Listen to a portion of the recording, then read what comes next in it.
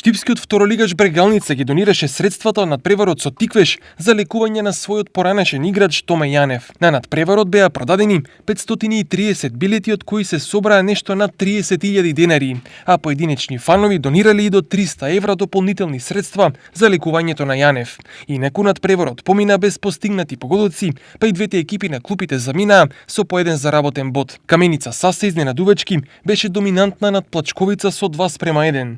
2:0 беше резултатот помеѓу Вардар Неготино и Партизан Обрешани, а голови немаше ниту на средбата меѓу Китго и Борец. Со 2:0 славеше Кожув над Детонит. На табелата лидер е Борец со 60 бодови, втор е Тиквеш со 53, пред Брегалница со 48. Идентичен број на бодови 48 има и Кожув, а зад него стојат Китго со 41, Плачковица со 24, пред Детонит со 21, Вардар Неготино и Каменица Саса со по 14 и Партизан Обрешани на самото дно со 13 бодови.